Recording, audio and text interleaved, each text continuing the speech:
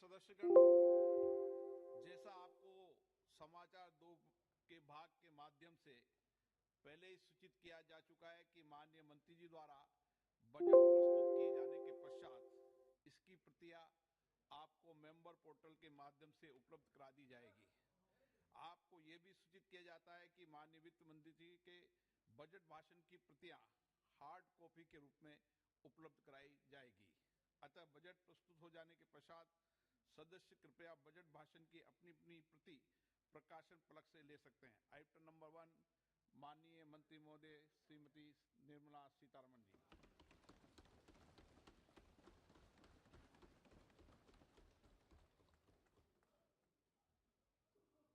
मंत्री जी आज digital budget पढ़ रही हैं।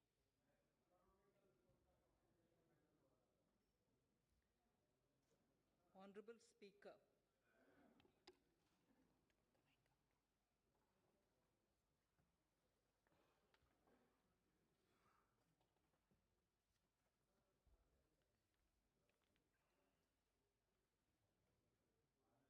Honorable Speaker, sir, I present the budget for the year 2022-23. At the outset, economic effects of the pandemic. The overall sharp rebound and recovery of the economy is reflective of our country's strong resilience. India's economic growth in the current year is estimated to be 9.2%, highest among all large economies. I recognize we are in the midst of an Omicron wave with high incidence but milder symptoms. Further, the speed and coverage of our vaccination campaign has helped greatly. With an accelerated improvement of health infrastructure in the past 2 years, we are in a strong position to withstand challenges. I am confident that with Sabka Prayas, we will continue our journey with strong growth. Honorable Speaker, we are marking Azadi Ka Amrit Mahotsav and have entered into Amrit Kal, the 25-year-long lead-up to India at 100. Honorable Prime Minister, in his Independence Day address, had set out the vision for India at 100. By achieving certain goals during Amrit Kal, our government aims to attain this vision. They are complementing the macroeconomic level growth focus with a microeconomic level all-inclusive welfare focus, promoting digital economy and fintech, technology-enabled development, energy transition, and climate action, and relying on virtuous cycles starting from private investment with public capital investment, helping to crowd in private investment. Since 2014, our government's focus has been on empowerment of citizens, especially the poor and the marginalized. Measures have included programs that have provided housing, electricity, cooking gas, and access to water. We also have programs for ensuring financial inclusion and direct benefit transfers. We are committed to strengthening the abilities of the poor to tap all opportunities. Our government constantly strives to provide the necessary ecosystem for the middle classes, a vast and wide section which is populated across various middle-income brackets, to make use of the opportunities they so desire. This budget seeks to lay the foundation and give a blueprint to steer the economy over Amrit Kal of the next 25 years, from India at 75 to India at 100. It continues to build on the vision drawn in the budget of 21-22. Its fundamental tenets, which included transparency of financial statement and fiscal position, reflect the government's intent, strengths, and challenges. This continues to guide us. The initiatives of the last year's budget have seen significant progress and have been provided with adequate allocations in this budget as well. The strengthening of health infrastructure, speedy implementation of the vaccination program, and the nationwide resilient response to the current wave of the pandemic are evident for all. The productivity-linked incentive in 14 sectors for achieving the vision of Atmanirbhar Bharat has received excellent response, with potential to create 60 lakh new jobs and an additional production of 30 lakh crore during next 5 years. Towards implementation of the new public sector enterprise policy, the strategic transfer of ownership of Air India has been completed. The strategic partner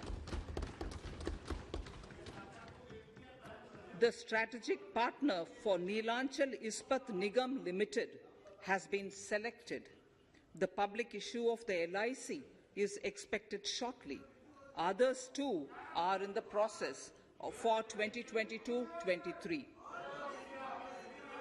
The National Bank आपको पर्याप्त मौका पर्याप्त अवसर मिलेगा बेटे बेटे टिप्पणी मत कीजिए The National Bank for Infrastructure Development and National Asset Reconstruction Company have commenced their activities. Honourable Speaker, Sir, Budget 2021-22 had provided a sharp increase in provision for public investment or capital expenditure. Throughout the year, with the Honourable Prime Minister guiding the implementation, our economic recovery is continuing to benefit from the multiplier effect. This budget continues to provide impetus for growth. It lays a parallel track of 1. A blueprint for the Amrit Kal, which is futuristic and inclusive. This will directly benefit our youth, women, farmers, the scheduled castes, and the scheduled tribes. And number 2, big public investment. Number 2, big public investment for modern infrastructure, readying for India at 100. This shall be guided by PM Gati Shakti and be benefited by the synergy of multimodal approach. Moving forward on this parallel track, we lay the following 4 priorities: PM Gati Shakti, inclusive development, productivity enhancement and investment, sunrise opportunities, energy transition and climate action, and 4, financing of investments.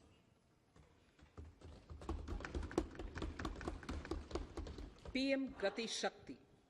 PM Gati Shakti is a transformative approach for economic growth and sustainable development.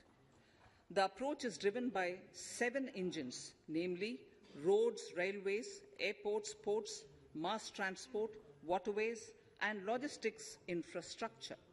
All 7 engines will pull forward the economy in unison. These engines are supported by the complementary roles of energy transmission, IT communication, bulk water and sewerage, and social infrastructure. Finally, the approach is powered by clean energy and Sabka Prayas. The efforts of the central government, the state governments, and the private sector together, leading to a huge job and entrepreneurial opportunities for all, especially the youth.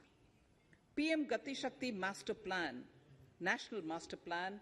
The scope of PM Gati Shakti National Master Plan will encompass the 7 engines for economic transformation, seamless multimodal connectivity, and logistics efficiency. It will also include the infrastructure development by the state governments as per Gati Shakti Master Plan. The focus will be on planning, financing, including through innovative ways, use of technology, and speedier implementation. The projects pertaining to these 7 engines in the national infrastructure pipeline will be aligned with PM Gati Shakti framework. The touchstone of the master plan will be world-class modern infrastructure and logistics synergy among different modes of movement, both of people and goods, and location of projects. This will help raise the productivity and accelerate economic growth and development. Road transport. PM Gati Shakti Master Plan for expressways will be formulated in 22-23 to facilitate faster movement of people and goods. The National Highways network will be expanded by 25,000 kilometers in 2022-23. 20,000 crores of rupees will be mobilized through innovative ways of financing to complement the public resources. The data exchange among all mode operators will be brought on unified logistics interface platform designed for application programming interface. This will provide for efficient movement of goods through different modes, reducing logistics cost and time, assisting just-in-time inventory management, and in eliminating tedious documentation. Most importantly, this will provide real-time information to all stakeholders and improve international competitiveness. Open source mobility stack for organizing seamless travel of passengers will also be facilitated. Contracts for implementation of multimodal logistic parks at 4 locations through PPP mode will be awarded in 22-23. Railways will develop new products and efficient logistics services for small farmers and small and medium enterprises, besides taking the lead in integration of postal and railways network to provide seamless solutions for movement of parcels. One station, one product concept will be popularized to help local businesses and supply chains. As a part of Atmanirbhar Bharat, 2,000 kilometers of network will be brought under Kavach, the indigenous world-class technology for safety and capacity augmentation in 2022-23. 400 new generation Vande Bharat trains will better energy efficiency and passenger riding experience will be developed and manufactured during the next 3 years. 100 PM Gati Shakti cargo terminals for multimodal logistics facilities will be developed during the next 3 years.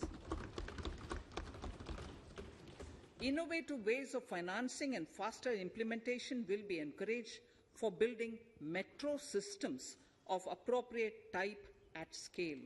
Multimodal connectivity between mass urban transport and railway stations will be facilitated on priority. Design of metro systems, including civil structures, will be reoriented and standardized for Indian conditions and needs.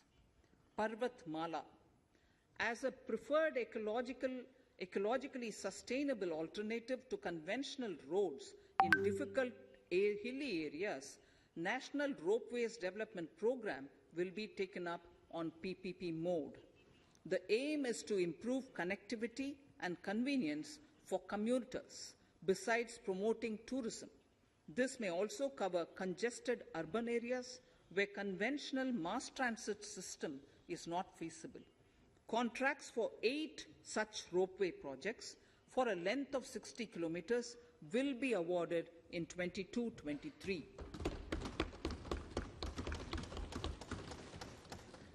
With technical support from the Capacity Building Commission, central ministries, state governments, and their infra agencies will have their skills upgraded.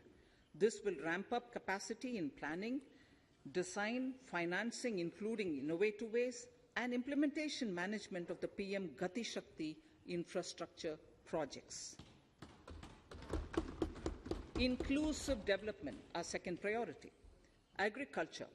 The procurement of wheat in Rabi 21-22 and the estimated procurement of paddy in Kharif 21-22 will cover 1,208 lakh metric tons of wheat and paddy from 163 lakh farmers, and 2.37 lakh crores will be the direct payment of MSP value to their accounts. Chemical-free natural farming will be promoted throughout the country, with a focus on farmers' lands in 5-kilometer wide corridors along the river Ganga at the first stage. 2023 has been announced as the International Year of Millets. Support will be provided for post-harvest value addition, enhancing domestic consumption, and for branding millet products nationally and internationally. To reduce our dependence on import of oil seeds, a rationalized and comprehensive scheme to increase domestic production of oil seeds will be implemented. For delivery of digital and high-tech services to farmers, with involvement of public sector research and extension institutions, along with private agri-tech players and stakeholders of agri-value chains, a scheme in PPP mode will be launched.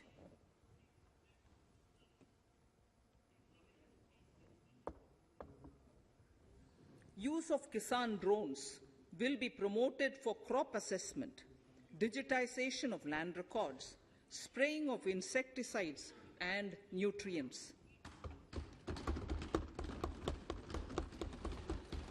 States will be encouraged to revise syllabi of agricultural universities to meet the needs of natural, zero budget, and organic farming, modern-day agriculture, value addition, and management. A fund with blended capital raised under the co-investment model will be facilitated through the NABARD. This is to finance startups for agriculture and rural enterprise relevant for farm produce value chain. The activities of these startups will include inter alia, support for FPOs, machinery for farmers on rental basis at farm level, and technology including IT-based support. The implementation of the Ken-Betwa link project at an estimated cost of 44,605 crores will be taken up. This is aimed at providing irrigation benefits to 9.0 lakh hectare of farmers' lands, drinking water supply to 62 lakh people, 103 megawatt of hydro, 27 megawatt of solar power, allocations of 4,300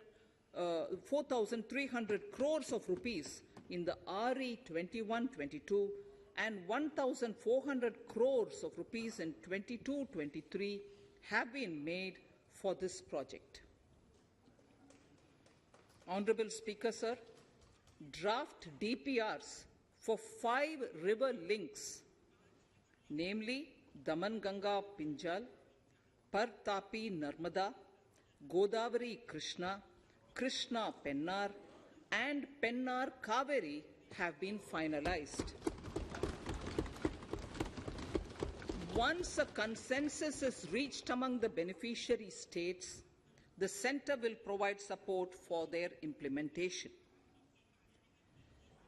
For farmers to adopt suitable varieties of fruits and vegetables and to use appropriate production and harvesting techniques, our government will provide a comprehensive package with participation of state governments.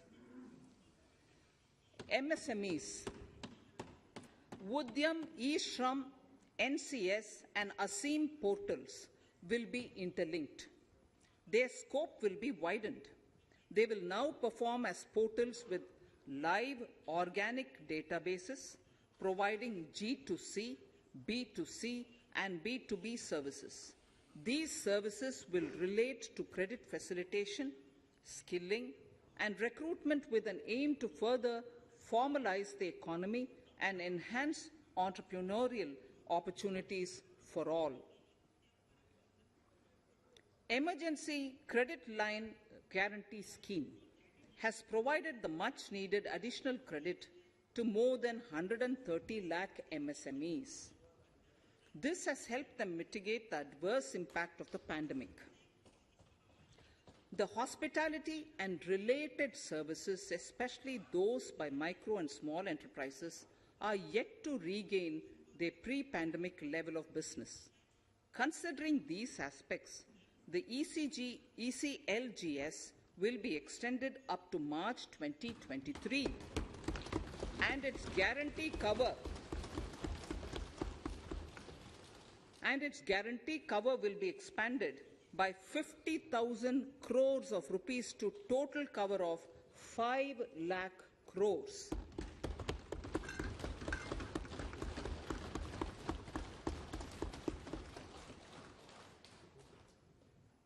With the additional amount being earmarked exclusively for the hospitality and related sectors.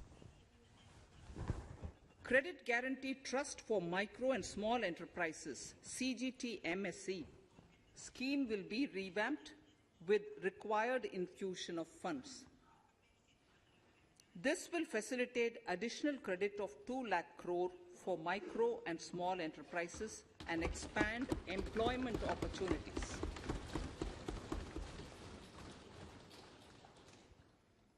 Raising and accelerating MSME performance RAMP program with outlay of 6,000 crore over 5 years will be rolled out. This will help MSME sector become more resilient, competitive and efficient.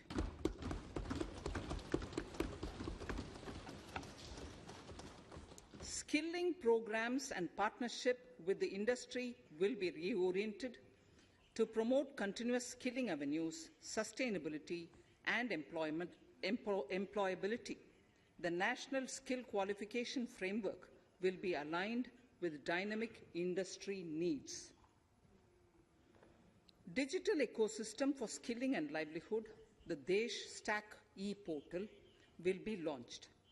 This aims to empower citizens to skill, reskill or upskill through online training. It will also provide API-based trusted skill credentials, payment and discovery layers to find relevant jobs and entrepreneurial opportunities. Startups will be promoted to facilitate Drone Shakti through varied applications and for drone as a service. In select ITIs in all states, the required courses for skilling will be started.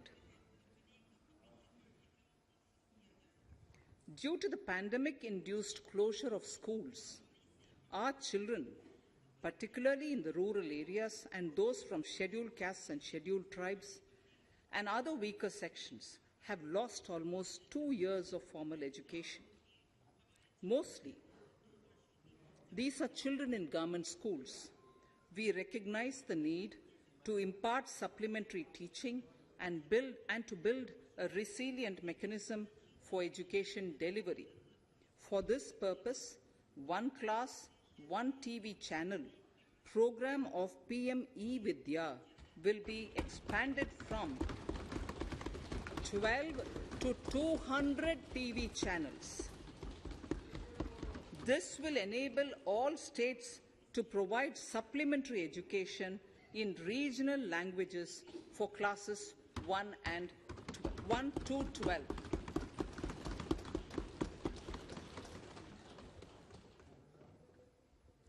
High-quality e-content in all spoken languages will be developed for delivery via internet, mobile phones, TV, and through radio and digital teachers. A competitive mechanism for development of quality e-content by the teachers will be set up to empower and equip them with digital tools of teaching and facilitate better learning outcomes. A digital university will be established to provide access to students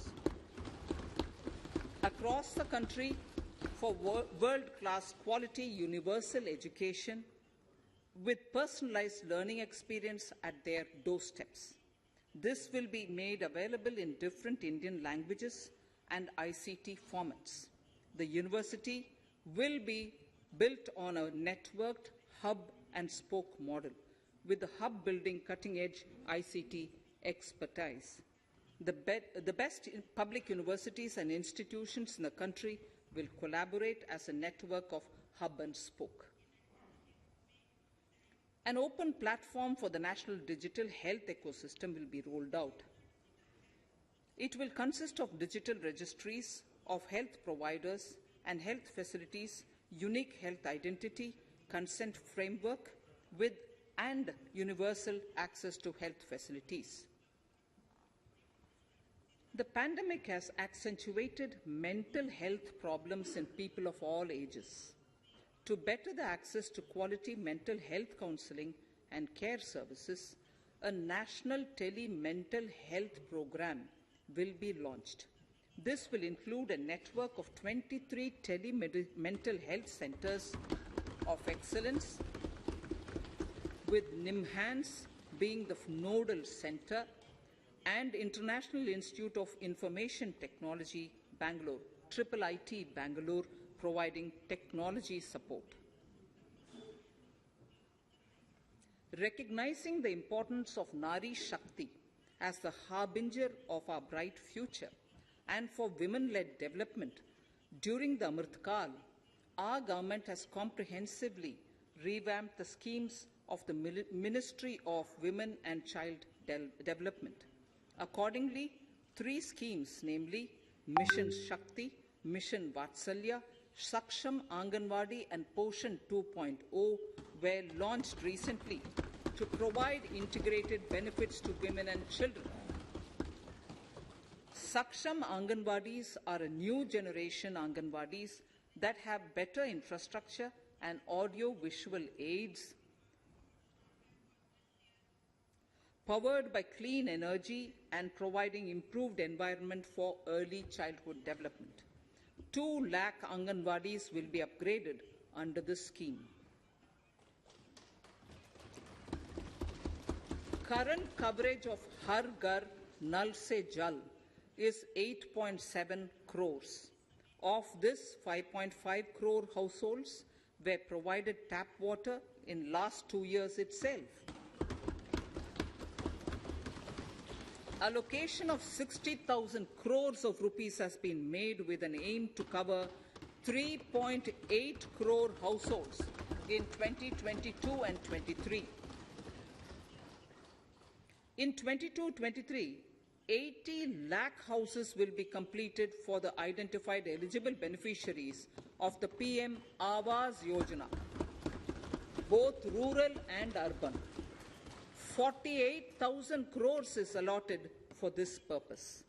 The central government will work with the state governments for reduction of time required for all land and construction-related approvals, for promoting affordable housing for middle class and for the economically weaker sections in urban areas.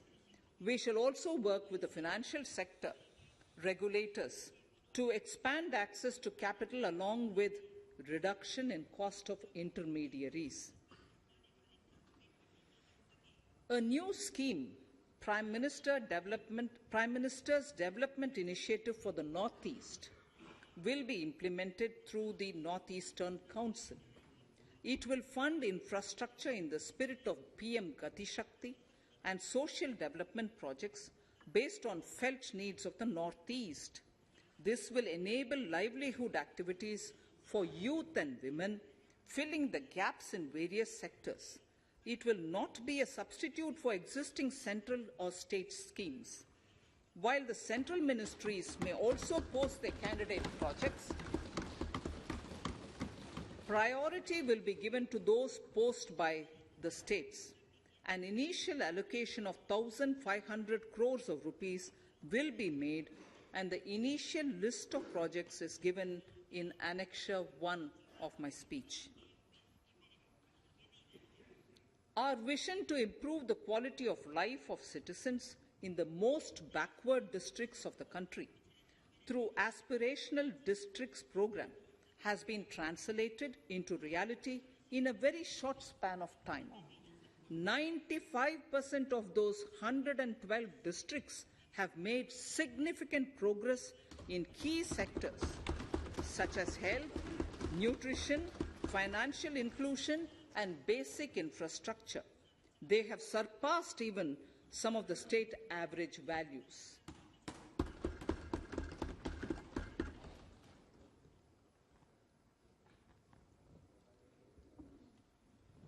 However, in those districts, some blocks continue to lag.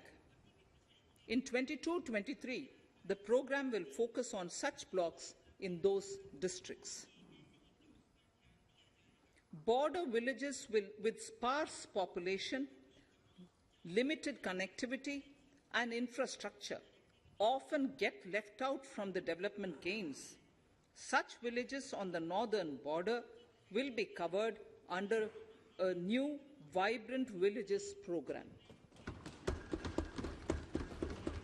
The activities will include construction of village infrastructure, housing, tourist centers, road connectivity, provisioning of decentralized renewable energy, direct-to-home access for Doordarshan and educational channels, and support for their livelihood generation. Additional funding for these activities will be provided. Existing schemes will be converged. We will define their outcomes and monitor them on a constant basis. In 2022, 100% of 1.5 lakh post offices will come on the core banking system, enabling financial inclusion and access to accounts through net banking, mobile banking, ATMs, and also provide online transfer of funds between post office accounts and bank accounts. This will be helpful, especially for farmers and senior citizens in rural areas, enabling interoperability and financial inclusion. Honourable Speaker, sir, in recent years, digital banking, digital payments, and fintech innovations have grown at a rapid pace in the country.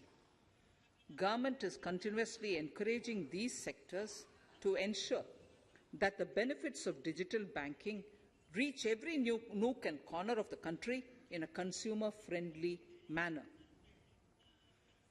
Taking forward this agenda and to mark 75 years of our independence, it is proposed to set up 75 digital banking units in 75 districts of the country by scheduled commercial banks. The financial support for digital payment ecosystem announced in the previous budget will continue in 22-23 as well. This will encourage further adoption of digital payments. There will also be a focus to promote use of payment platforms that are economical and user-friendly. Sir, I move to the next priority. In recent years, over 25,000 compliances were reduced and nearly 1,500 union laws were repealed. This is the result of our government's strong commitment for minimum government and maximum governance. 1,486 union laws were repealed. Our trust in the public and ease of doing business is what is highlighted here, sir. For the Amrit Kal, the next phase of ease of doing business 2.0 and ease of living will be launched. In our endeavour to improve productive efficiency of capital and human resources, we will follow the idea of trust-based governance.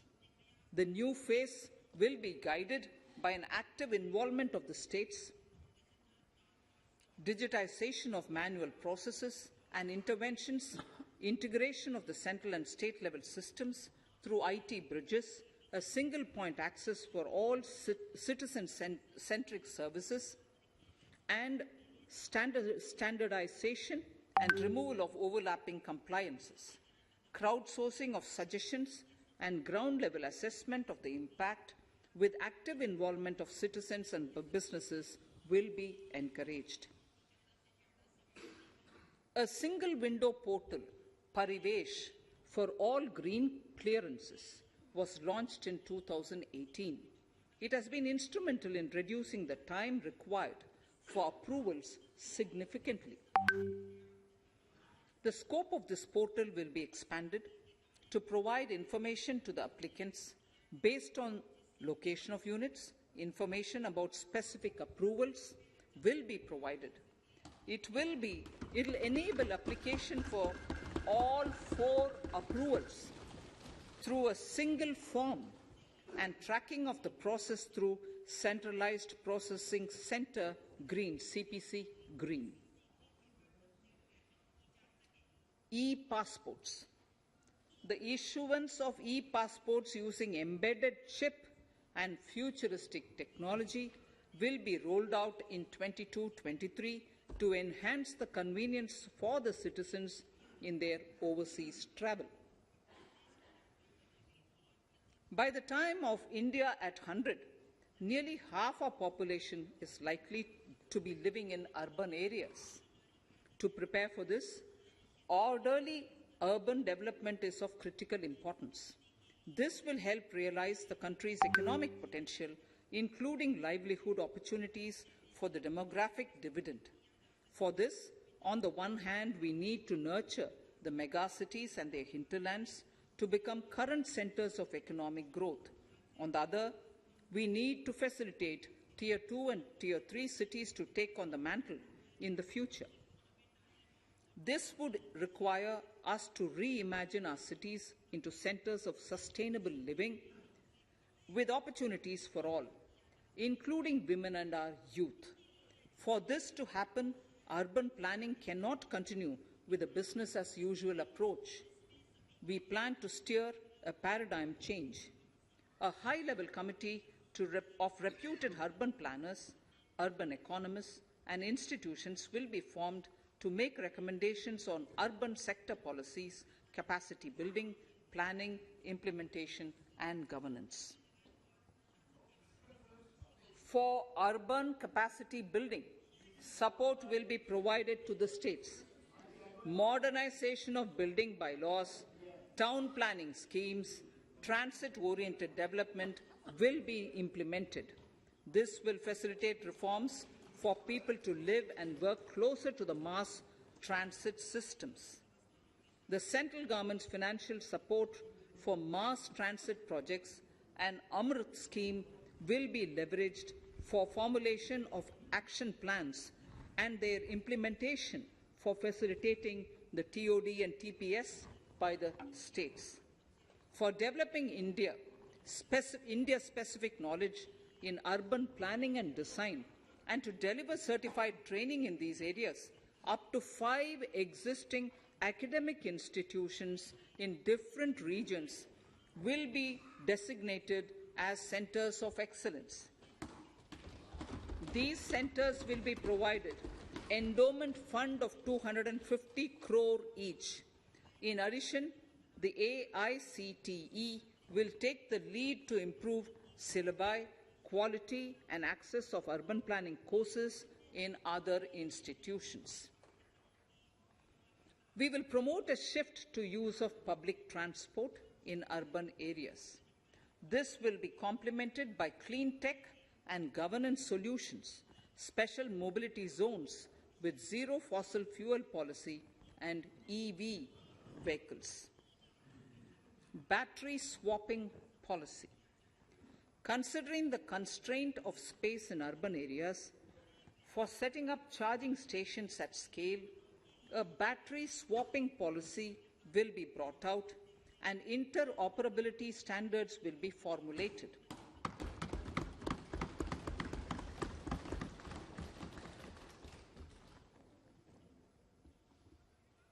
The private sector will be encouraged to develop sustainable and innovative business models for battery or energy as a service. This will improve efficiency in the EV ecosystem. Efficient use of land resources is a strong imperative. States will be encouraged to adopt unique land parcel identification number to facilitate IT-based management of records. The facility for transliteration of land records across any of the Schedule 8 languages will also be rolled out. The adoption of linkage with National Generic Document Registration System, NGDRS, with the One Nation, One Registration software will be promoted as an option for uniform process of registration and anywhere registration of deeds and documents. Necessary amendments in the code IBC will be carried out to enhance the efficiency of the resolution process and facilitate cross-border insolvency resolution. Accelerated corporate exit. Several IT-based systems have been established for accelerated registration of new companies. Now the Center for Processing Accelerated Corporate Exit, CPACE, will process re-engineering, will be established to facilitate and speed up the voluntary winding up of these companies from the currently required 2 years to less than 6 months. Government procurement. Government rules have recently been modernized for the needs of Amritkal. The new rules have benefited from the inputs from various stakeholders. The modernized rules allow use of transparent quality criteria besides cost and evaluation of complex tenders. Provisions have been made for payment of 75% of running bills mandatorily within 10 days and for encouraging settlements of disputes through conciliation. As a further step to enhance transparency and to reduce delays in payments, a completely paperless, end-to-end online e-bill system will be launched for use by all central ministries for their procurements. The system will enable the suppliers and contractors to submit online their digitally signed bills and claims and track their status from anywhere.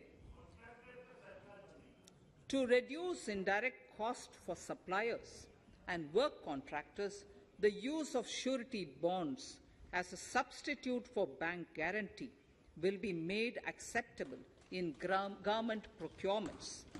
Business such as gold imports may also find this useful. IRDAI, insurance regulator, has given the framework for issue of surety bonds by insurance companies. AVGC Promotion Task Force. The animation, visual effects, gaming and comic, the AVGC sector, offers immense potential to employ youth.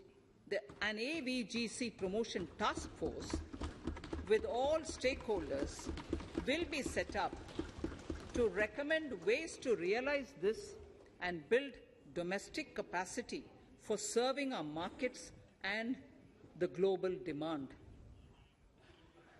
Telecom sector.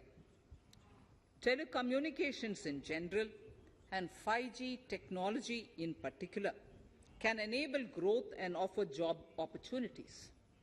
Required spectrum auctions will be conducted in 2022 to facilitate rollout of 5G's mobile services within 2022-23 by private telecom providers. A scheme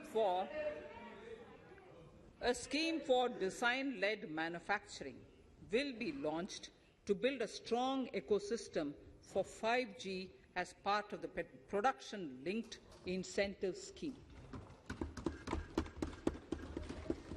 To enable affordable broadband and mobile service proliferation in rural and remote areas, 5% of annual collections under the Universal Service Obligation Fund will be allocated. This will promote R&D and commercialization of technologies and solutions. Our vision is that all villages and their residents should have the same access to e-services, communication facilities, and digital resources as urban areas and their residents. The contracts for laying optical fiber in all villages, including remote areas, will be awarded under the BharatNet project through PPP in 22 and 23. Completion is expected in 2025. Measures will be taken to enable better and more efficient use of the optical fiber. Export promotion.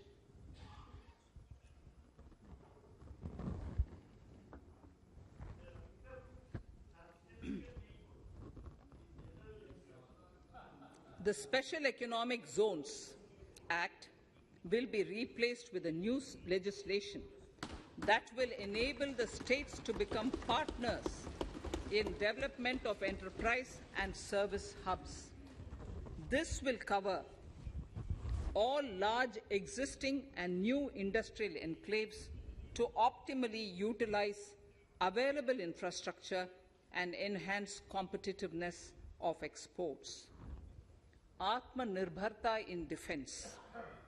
Our government is committed to reducing imports and promoting Atmanirbharta in equipment for the armed forces.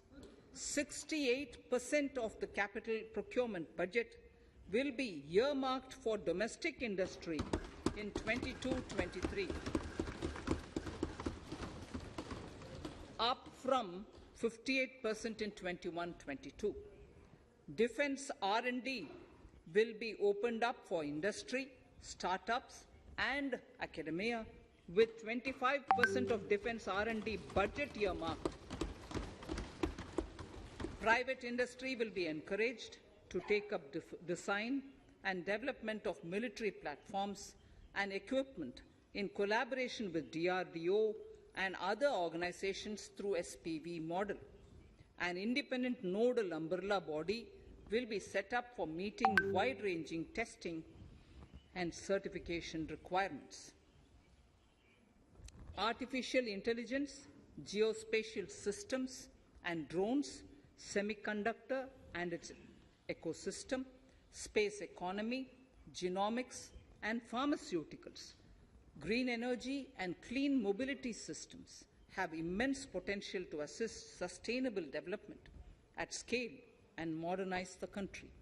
They provide employment opportunities for our youth and make Indian industry more efficient and competitive. Supportive policies, light touch regulations, facilitative actions to build domestic capacities and promotion of research and development will guide the government's approach.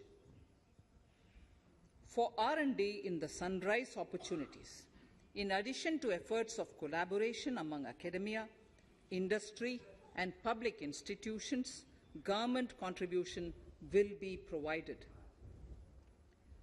Energy transition and climate change. The risks of climate change are the strongest negative externalities that affect India and other countries.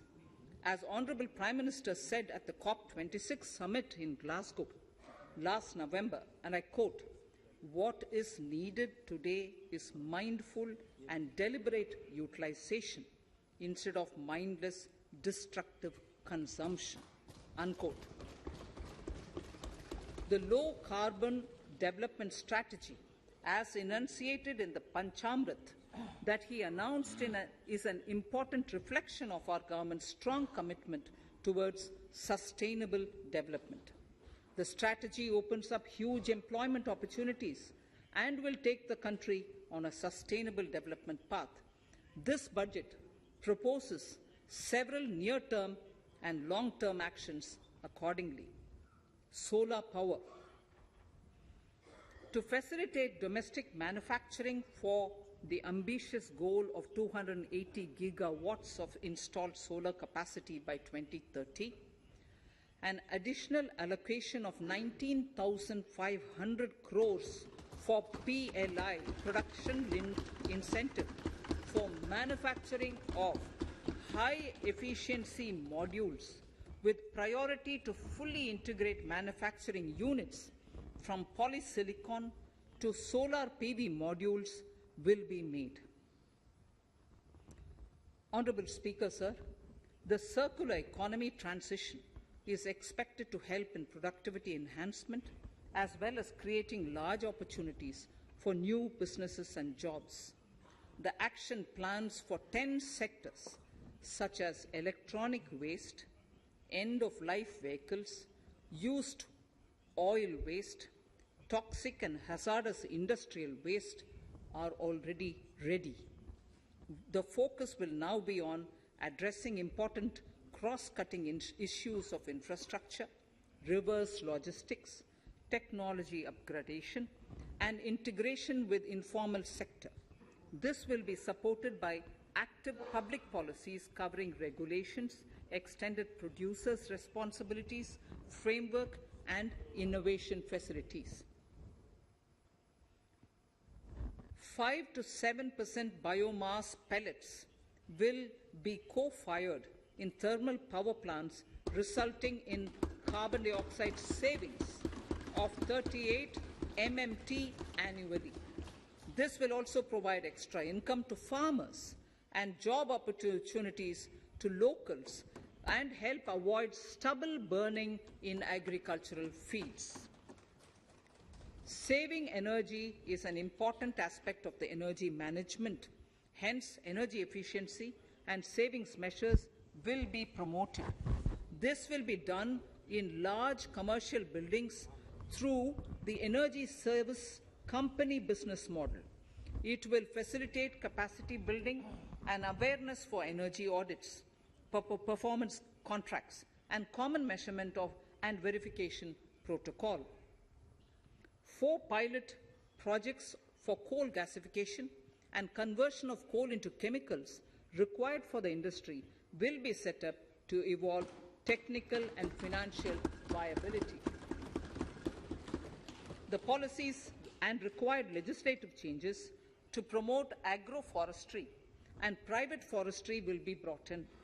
In addition, financial support will be provided to farmers belonging to scheduled castes and scheduled tribes who want to take up agroforestry. Honourable Speaker, I now move to the 4th priority, financing of investments. Capital investment holds the key to speedy and sustainable economic revival and consolidation through its multiplier effect. Capital investment also helps in creating employment opportunities, induced enhanced demand for manufactured input from large industries and MSMEs, services from professionals, and help farmers through better agri-infrastructure. The economy has shown strong resilience to come out of the effects of the pandemic with high growth. However, we need to sustain that level to make up for the setback of 2020-2021. As outlined in para 5 earlier, the virtuous cycle of investment requires public investment to crowd in private investment. At this stage, private investments seem to require that support to rise to their potential and to the needs of the economy. Public investment must continue to take the lead and prime the private investment and demand in 2022-23. Considering the above imperative, the outlay for capital expenditure in the Union budget is once again being stepped up sharply by 35.4% from 5.54 lakh crore in the current year to 7.50 lakh crores in 22-23. This has increased to more than 2.2 times the expenditure of 2019-20. This outlay in 22-23 will be 2.9% of the GDP. effective capital expenditure. With this investment taken together with the provision made for creation of capital assets through grants and aid to states, the effective capital expenditure of the central government is estimated at 10.68 lakh crores in 22-23, which will be about 4.1% of the GDP. Green bonds. As a part of the government's overall market borrowings in 22-23, sovereign green bonds will be issued for mobilizing resources for green infrastructure. The proceeds will be deployed in public sector projects which help in reducing the carbon intensity of the economy. Gift IFSC. World-class foreign universities and institutions will be allowed in the gift city to offer courses in the financial management, fintech, science, technology, engineering, and mathematics free from domestic regulations, except those by the IFSCA, to facilitate availability of high-end human resources for financial services and technology. An international arbitration center will be set up in the gift city for timely settlement of disputes under international jurisprudence. Services for global capital for sustainable and climate finance in the country will be facilitated in the gift city. Infrastructure status. Data centers and energy storage systems, including dense charging infrastructure and grid-scale battery systems, will be included in the harmonized list of infrastructure. This will facilitate credit availability for digital infrastructure and clean energy storage. Venture capital and private equity invested more than 5.5 lakh crores last year, facilitating one of the largest startup growth system. Scaling up this investment requires a holistic examination of regulatory and other frictions. An expert committee will be set up to examine and suggest appropriate measures. Government-backed funds, NIIF and SIDBI, Fund of Funds, have provided scale capital, creating a multiplier effect. For encouraging important sunrise sectors such as climate action, deep tech, digital economy, pharma, and agri-tech, the government will promote these thematic funds for blended finance, with the government share being limited to 20% and the funds being managed by private fund managers. For financing the infrastructure needs, the stepping up of public investment will need to be complemented by private capital at a significant scale. Measures will be taken to enhance financial viability of projects, including PPP, with technical and knowledge assistance from multilateral agencies. Enhancing financial viability shall also be obtained by adopting global best practices, innovative ways of financing, and balanced risk allocation. Digital rupee.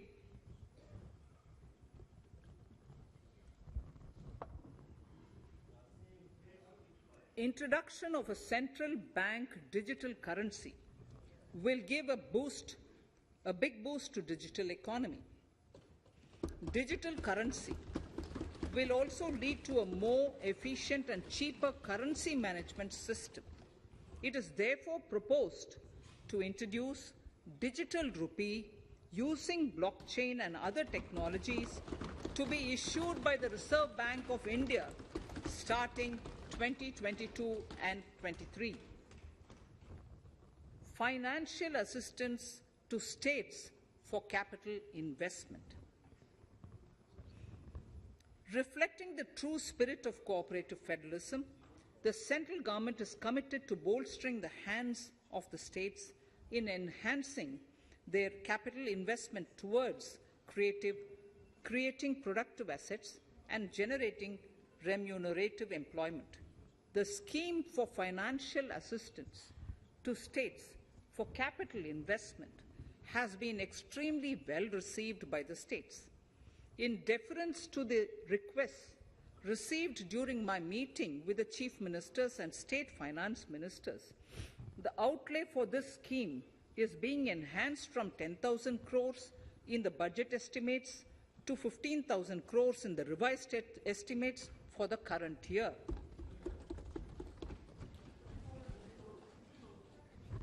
For 22-23,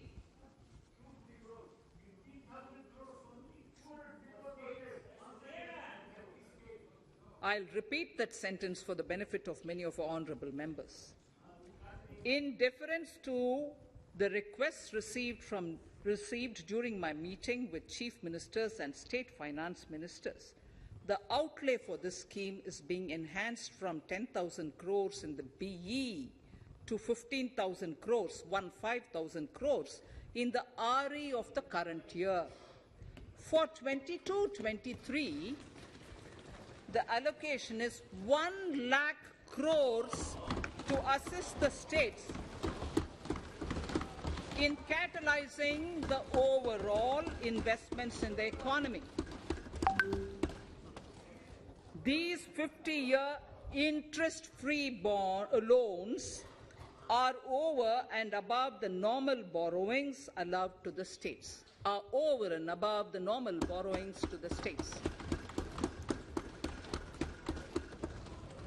This allocation will be used for PM Gati Shakti related and other productive capital investments of the states. It will also include components for supplemental funding for priority segments of PM Gram Sadak Yojana, including support for the state share, digitization of the economy, including digital payments and completion of OFC network, and reforms related to building bylaws, town planning schemes, transit-oriented development, and transferable development rights. In 22-23, in accordance with the recommendations of the 15th Finance Commission, the states will be allowed a fiscal deficit of 4% of the GSDP, of which 0.5% will be tied to power sector reforms, for which the conditions have already been communicated in 21-22. Fiscal management. As against a total expenditure of 34.83 lakh crores of rupees projected in the BE 21-22, the revised estimate is 37.70 lakh crores. The revised estimate of capital expenditure is 6.3 lakh crores of rupees. This includes an amount of 51,971 crores towards settlement of outstanding guaranteed liabilities of Air India and its other sundry commitments. Coming to the budget estimates, Honourable Speaker, sir, the total expenditure in 22-23 is estimated at 39.45 lakh crores, while the total receipts other than borrowings are estimated at 22.84 lakh crores of rupees.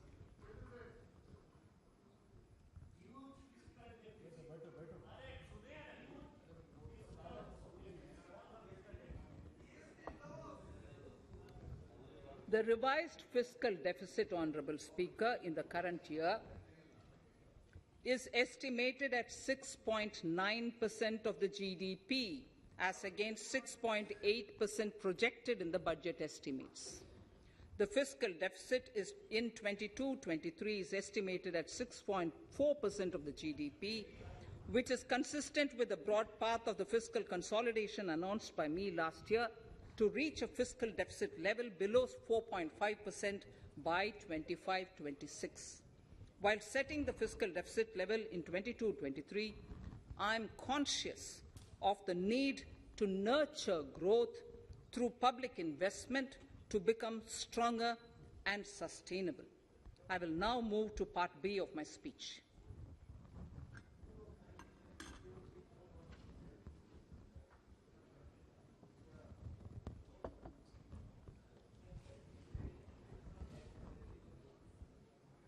Direct tax. Honourable Speaker, sir, I take this opportunity to thank all the taxpayers of our country who have contributed immensely and strengthened the hands of the government in helping their fellow citizens in this hour of need. So I have brought in a little verse from the Mahabharata. I won't spend more time reading because I would like the speech to get enough time.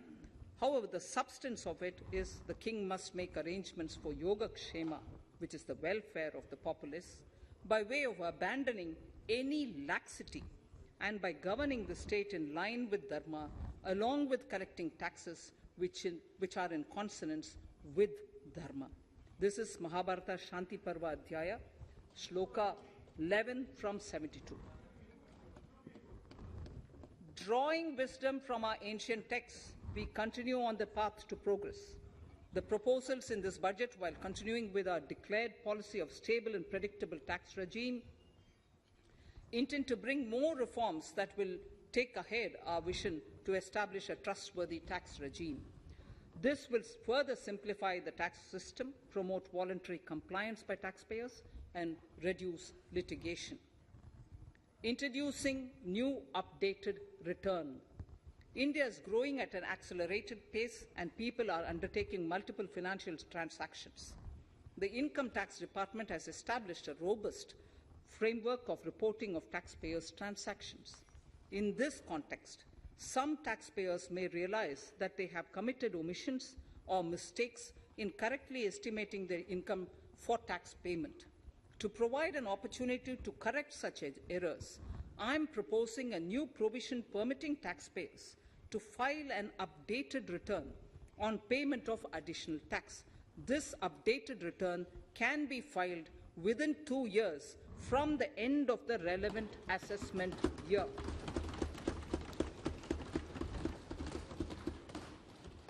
Honourable Speaker, sir, presently, if the department finds out that some income has been missed out by an assessee, it goes through a lengthy process of adjudication. Instead, with this proposal now, there will be a trust repost in the taxpayers that will enable the assessee herself to declare the income that she may have missed out earlier while filing her return. Full details of the proposal are given in the finance bill. It is an affirmative step in the direction of voluntary compliance.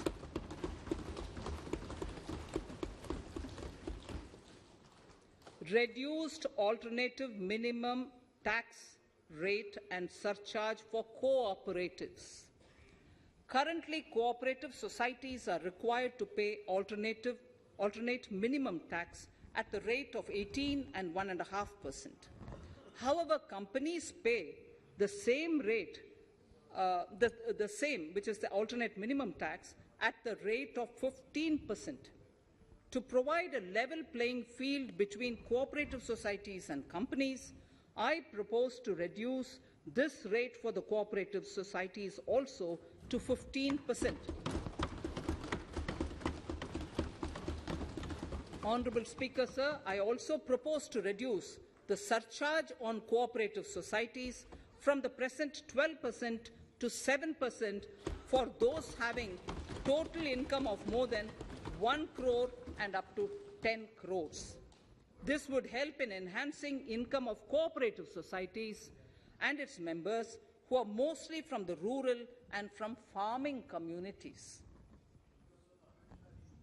Tax relief to persons with disability. The parent or guardian of a differently abled person can take an insurance scheme for such person. The present law provides for deduction to the parent or guardian only if the lump sum payment or annuity is available to the differently abled person on the death of the subscriber, that is the parent or the guardian. There could be situations where the differently abled dependent may need payment of annuity or lump sum amount even during the lifetime of their parent or guardian. I propose thus to allow the payment of annuity and lump sum amount to the differently abled dependent during the lifetime of the parent and guardians, that is, parent or guardians, attaining the age of 60 years. Parity between employees of the state and central governments. At present, the central government contributes 14% of the salary of its employee to the National Pension System, NPS, Tier 1. This is allowed as a deduction in computing the income of the employee.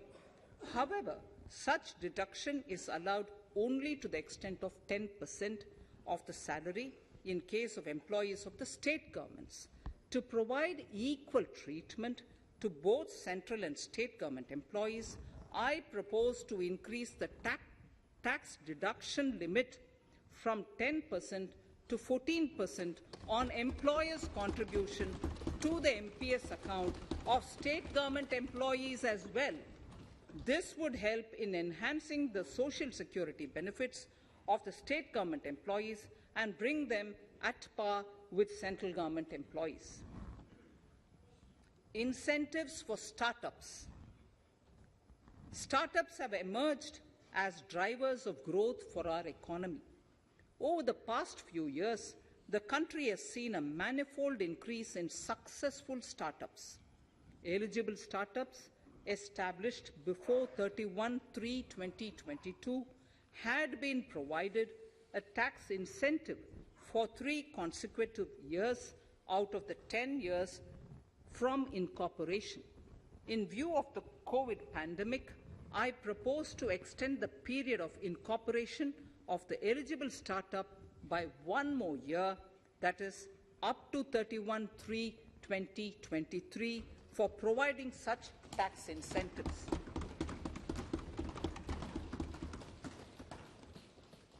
Incentives for newly incorporated manufacturing entities under concessional tax regime. In an effort to establish a global competitive business environment for certain domestic companies, a concessional tax regime of 15% was introduced by our government for newly incorporated domestic manufacturing companies. I propose to extend the last date for commencement of manufacturing or production under Section 115B(ab) by 1 more year, that is, from 31st March 2023 to 31st March 2024.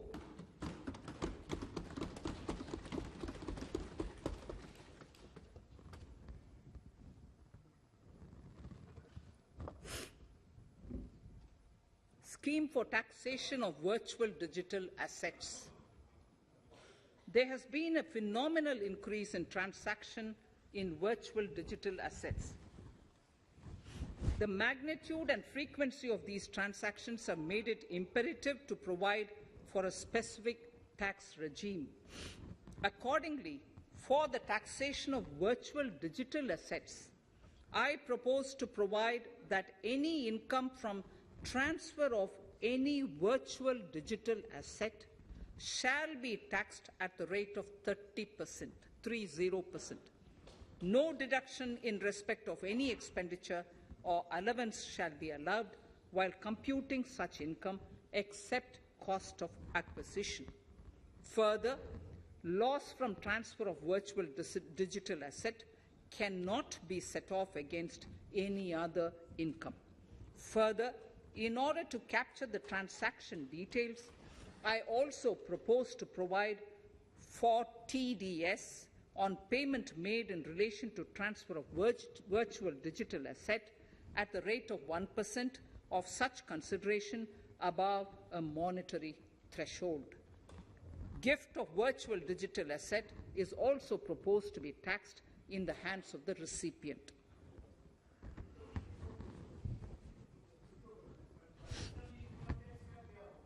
Litigation management to avoid repetitive appeals by the department. It has been observed that a lot of time and resources are consumed in filing of appeals which involve identical issues.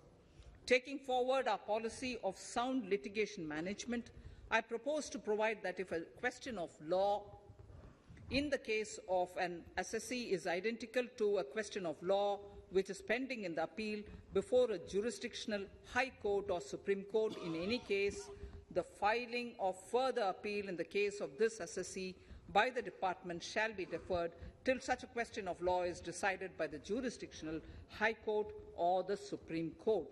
This will greatly help in reducing the repeated litigation between taxpayer and the department.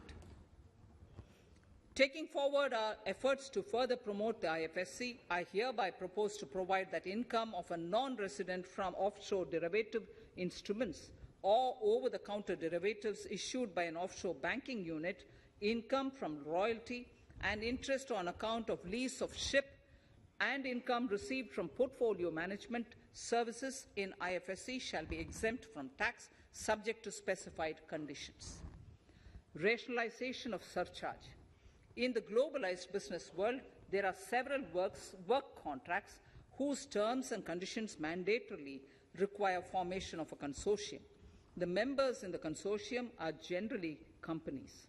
In such cases, the income of these AOPs has to suffer a graded surcharge up to 37%, which is a lot more than surcharge on the individual companies. Accordingly, I propose to cap the surcharge of these AOPs at 15%, 15%.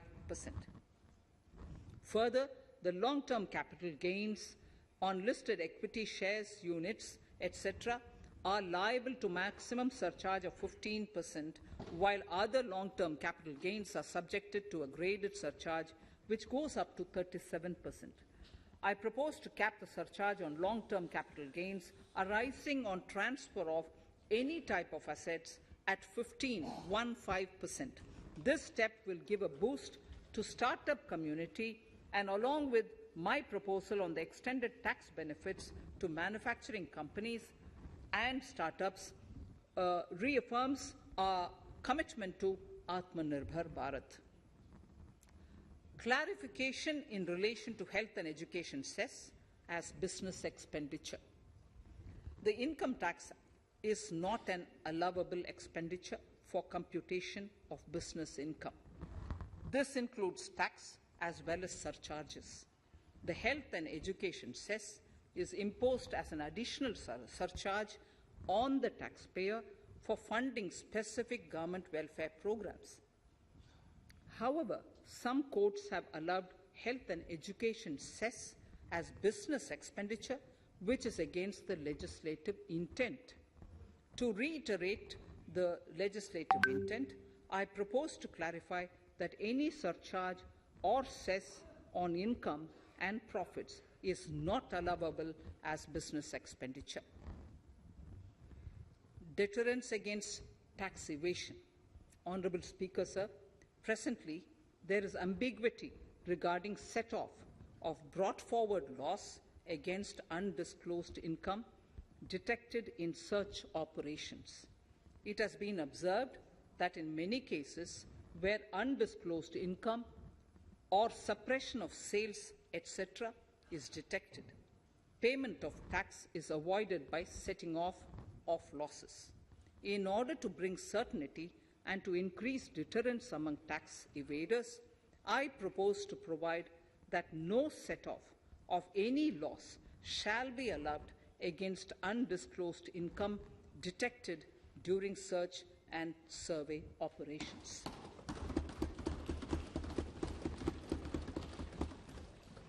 It has been noticed that as a business promotion strategy, there is a tendency on businesses to pass on benefits to their agents. Such benefits are taxable in the hands of the agents. In order to track such transactions, I propose to provide for tax deduction by the person giving benefits if the aggregate value of such benefits exceeds 20,000 rupees during the financial year. A few other changes are being made, the details of which are there in the finance bill. Indirect taxes. So remarkable progress in GST. GST has been a landmark reform of independent India, showcasing the spirit of cooperative federalism. While aspirations were high, there were huge challenges too. These challenges were overcome deftly and painstakingly under the guidance and the oversight of the GST Council. We can now take pride in a fully IT-driven and progressive GST regime that has fulfilled the cherished dream of India as one market, one tax. There are still some challenges remaining, and we aspire to meet them in the coming year.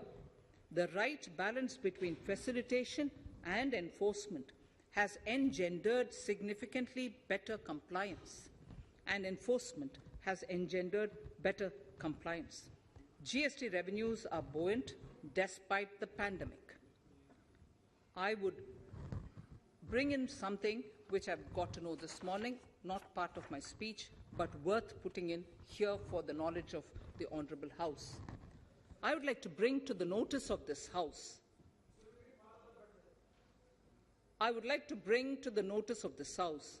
that the gross GST collections for the month of January 22 are rupees 1,40,986 crores, which is the highest since the inception of GST. This has been possible due to rapid economic growth, recovery, post-COVID,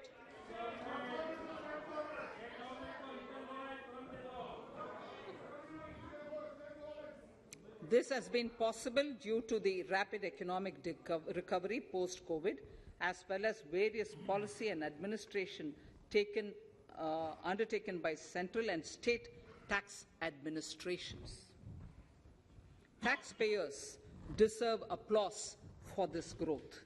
Not only did they adapt to the changes, but enthusiastically contributed to the cost of paying taxes. Special economic zones. In Part A of my speech, I have referred to the proposed reforms in SEZs. Alongside, we will also undertake reforms in customs administration of SEZs, and it shall henceforth be fully IT-driven and function on the Customs National Portal with a focus on higher facilitation and with only risk-based checks. This will ease doing business by SEZ units considerably. This reform shall be implemented by 30th September 2022. Customs reforms and duty rate changes. Customs administration has reinvented itself over the years through liberalized procedures and infusion of technology. Faceless customs has been fully established.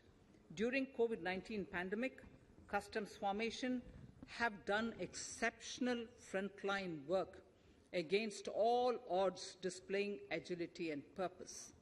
Customs reforms have played a very vital role in domestic capacity creation, providing level playing field to our MSMEs, easing the raw material supply side constraints, enhancing ease of doing business, and being an enabler to other policy initiatives such as PLI and phased manufacturing plans. My proposal on customs side are aligned to these objectives. Project imports and capital goods. National Capital Goods Policy 2016 aims at doubling the production of capital goods by 2025. This would create an employment opportunities and result in increased economic activity. However, several duty exemptions, even extending to over 3 decades, in some cases have been granted to capital goods for various sectors like power, fertilizer, textiles, leather footwear, food processing, and fertilizers. These exemptions have hindered the growth of the domestic capital goods sector. Similarly, project import duty concessions have also deprived the local producers of a level playing field in areas like coal mining projects, power generation, transmission or distribution projects, railway and metro projects. Our experience suggests that reasonable tariffs are conducive to the growth of domestic industry and make in India without significantly impacting the cost of essential imports. Accordingly, Honourable Speaker, Sir, it is proposed to phase out the concessional rates in capital goods and project imports gradually and apply a moderate tariff of 7.5%. Certain exemptions for advanced machineries that are not manufactured within the country shall continue. A few exemptions are being introduced on inputs like specialized castings, ball screw, and linear motion guide to encourage domestic manufacturing of capital goods. In the last two budgets, we have rationalized several customs exemptions. We have once again carried out an extensive consultation, including by crowdsourcing. As a result of these consultations, more than 350 exemption entries are proposed to be gradually phased out. These include exemptions on certain agricultural produce,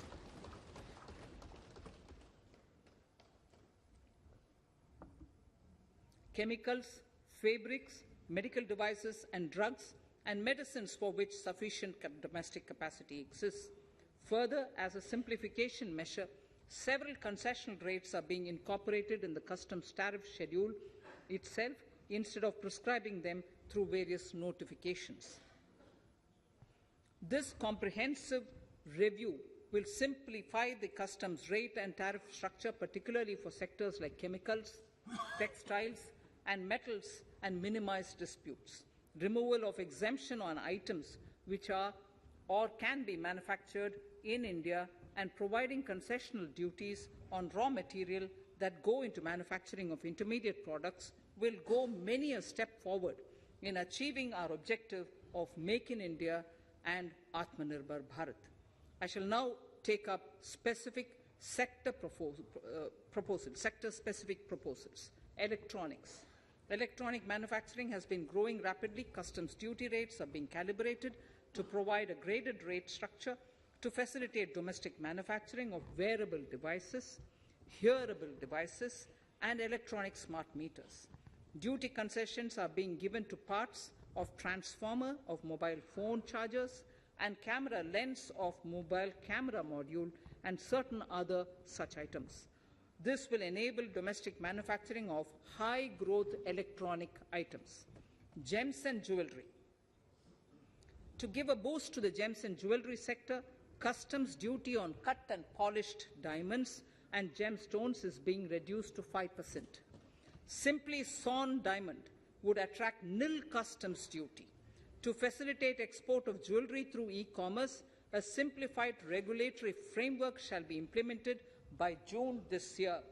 To disincentivize import of undervalued imitation jewellery, the customs duty on imitation jewellery is being prescribed in a manner that a duty of at least 400 rupees per kg is paid on its import.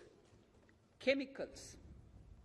Customs duty on certain critical chemicals, namely methanol, acetic acid, and heavy feedstocks for petroleum refining are being reduced, while duty is being raised on sodium cyanide, for which adequate capacity in the domestic arena exists.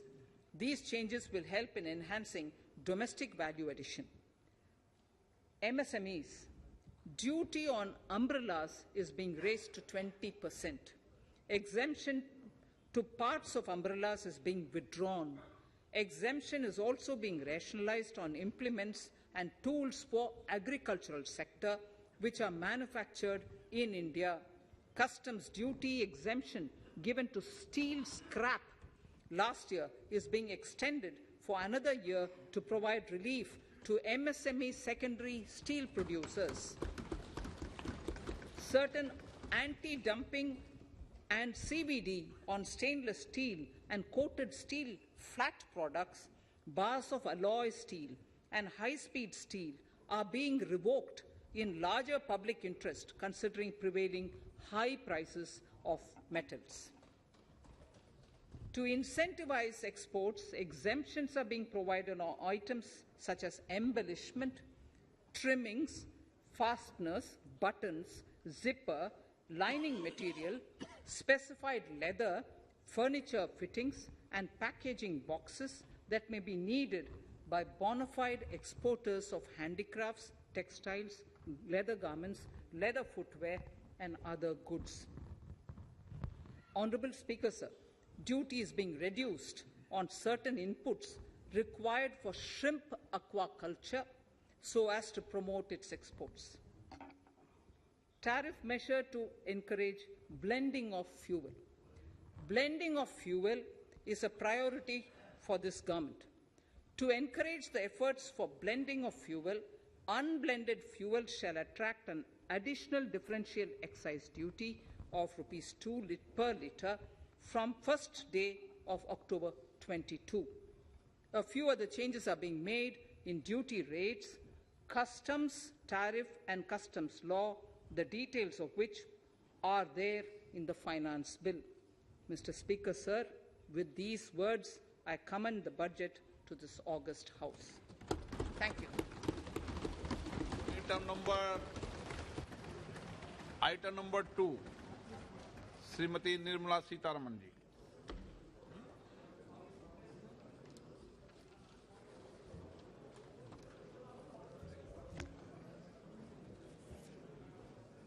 Sir, with your permission, I rise to lay on the table the following statements under Section 3(1) of the Fiscal Responsibility and Budget Management FRBM Act 2003.